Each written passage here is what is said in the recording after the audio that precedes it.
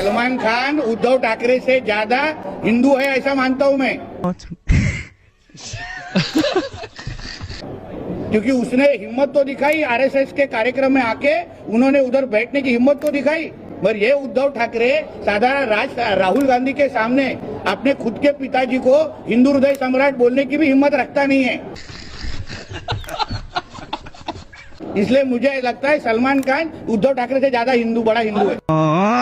गजब बेइज्जती है।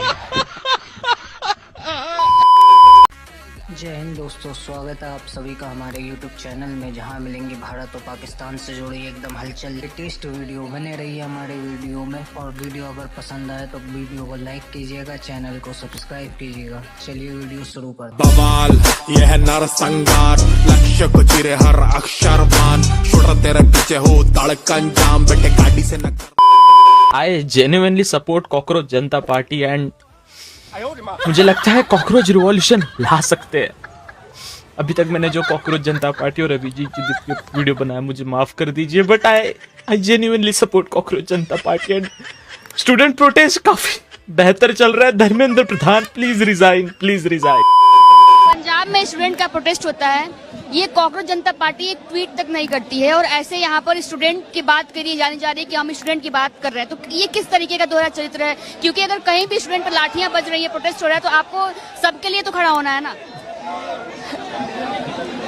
I have no idea about this.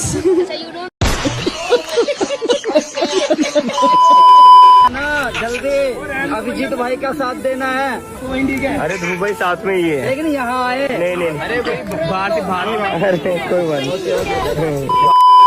जाना क्या हालचाल? अबे ओए, तू दिन भर भगवा लपेट के कहाँ घूमती रहती? कहीं तू भाजपा सपोर्टर तो नहीं? ए यार, भगवा लपेटू तो भाजपा सपोर्टर, तिलक लगा लूं तो भाजपा सपोर्टर, विकास की बात करूँ तो भाजपा सपोर्टर, धर्म की बात करूँ तो भाजपा सपोर्टर, क्या करूँ? कांग्रेसी बन जाऊँ, दिल्ली में फट जाऊँ, पुलवामा में फट जाऊँ, कश्मीर में फट जाऊँ, क्या करूँ? एटंगवादी बन जाऊँ? ए तू बक बक बंद कर, तेरे भाई को कॉल आ रहा है।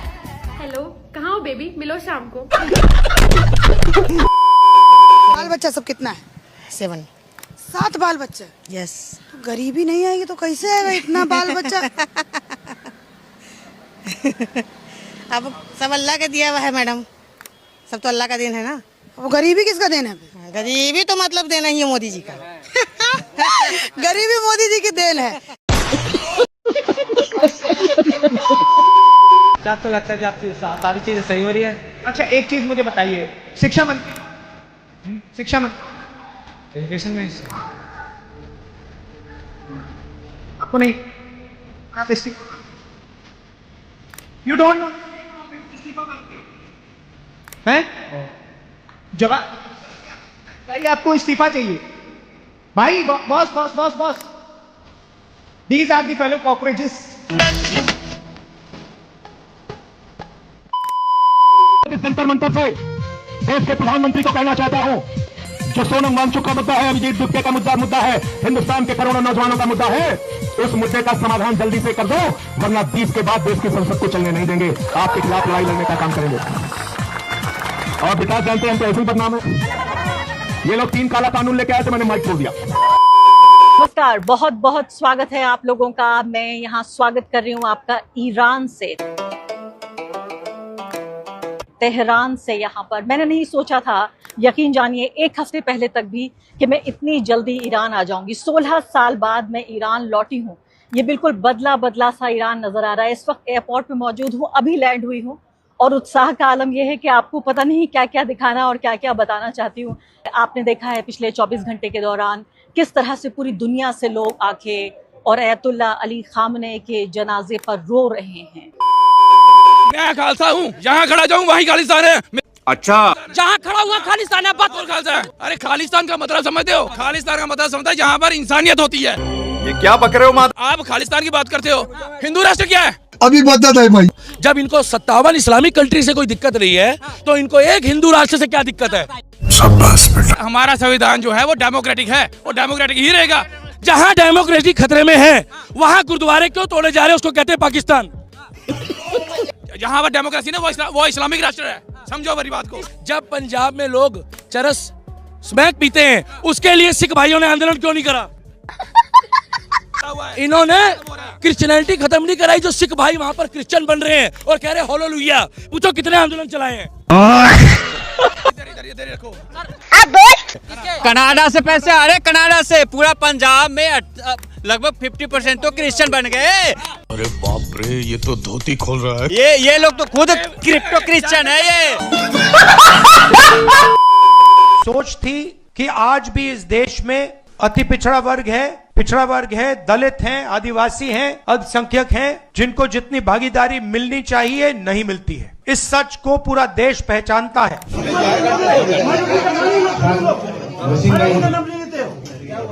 माइनॉरिटी का नाम नहीं लेना किसको, नहीं रखना, डिपार्टमेंट बंद कर दो माइनॉरिटी का।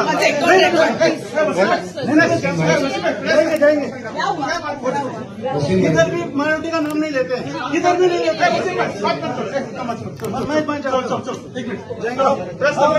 प्रेस लोग है, चलो हमारे माइनॉरिटी का कोई भी नाम नहीं लिया जाएगा। अगर इनको इतनी नफरत है, अगर नहीं बोला जाएगा तो गोवा कांग्रेस में क्या चलना है कि माइनॉरिटी के लिए कोई इज्जत ही नहीं, कोई स्पेस ही नहीं है। बस इतना ही मैं आपके माध्यम से बोलना चाह रहा हूँ। गोवा स्टेट एक माइनॉरिटी स्टेट है, यहाँ पे क्रिश्चियंस और मुस्लिम्स की ज्यादा मेजोरिटी है, लेकिन फिर भी माइनॉरिटी का कोई नाम नहीं आता है। आपने टीएमसी एमपी महुआ मोइत्रा का ये लेटेस्ट वीडियो देखा। वो स्टेज पर खड़े होकर बड़े इमोशनल होकर कह रही है कि पिछले 12 सालों में बच्चों को नौकरी दिलाने का पेरेंट्स का सपना टूट चुका है। पूरी एक जनरेशन के सपने बर्बाद हो गए हैं। इस देश में ऐसा परिस्थिति हो गया है लास्ट 12-14 साल में कि एक माँ बाप का सारी पूरी जिंदगी स्ट्रगल करने के बाद कि बच्चे को एक एग्जाम देके एक नौकरी लगे, वो सपना भी टूट गया। Generations of dreams have been spoiled. Mahua ji, दूसरों को ये ज्ञान देने से पहले ना, क्या आपने एक बार भी अपने खुद के स्टेट वेस्ट बंगाल का हाल देखा है? चलिए आपको बंगाल की रियलिटी बताती हूँ। वेस्ट बंगाल में एक ऐसा कैश फॉर जॉब्स स्कैम हुआ जिसने पूरे स्टेट के एजुकेशन सिस्टम को हिला कर रख दिया। टीएमसी गवर्नमेंट के ex education minister Partha Chatterjee के घर और उनके दोस्तों के यहाँ जब ईडी की रेड हुई ना, तो करोड़ों रुपए कैश और सोना मिला। इस बहुत बड़े स्कैम की वजह से कोर्ट को करीब 25,000 से ज्यादा टीचर्स और स्टाफ की नौकरियां कैंसिल करनी पड़ी, क्योंकि जो लोग इसके लायक थे उन्हें छोड़कर पैसे लेकर नौकरियां बांटी गई थी। एंड अकॉर्डिंग टू रिपोर्ट, इस स्कैम के बाद बंगाल के हजारों सरकारी स्कूलों में पढ़ने वाले गरीब बच्चों का फ्यूचर पूरी तरह से स्पॉइल हो गया है। स्टेट के करीब 8,000 से ज्यादा सरकारी स्कूल ऐसे हैं जहां अब बच्चे नहीं बचे और वो बंद होने की कगार पर है। महुआ जी, बच्चों के सपने किसी और ने नहीं बल्कि आपकी खुद की गवर्नमेंट के इस टीचर रिक्रूटमेंट स्कैम ने बर्बाद किए हैं। और दूसरी तरफ मोदी गवर्नमेंट तो काम कर रही है, 54,000 गवर्नमेंट जॉब्स है, वो भी आज। इससे बड़ा एग्जांपल क्या दूं महुआ जी आपको? सोचिए, एक तरफ उत्तराखंड जैसे छोटे स्टेट में पिछले 4 साल में 33,000 सरकारी नौकरियां दी गई और दूसरी तरफ बंगाल में नौकरियां खुलेआम बेची जा रही थी। इसी को कहते हैं नेक्स्ट लेवल हिपोक्रेसी, यानी खुद के स्टेट में युवाओं के फ्यूचर के साथ खिलवाड़ करो और बाहर जाकर नौकरियों पर लंबा चौड़ा लेक्चर दे दो। धन्यवाद दोस्तों वीडियो को शुरू से अंत तक देखने के लिए। आज के लिए बस इतना ही, मिलते हैं अगली वीडियो में।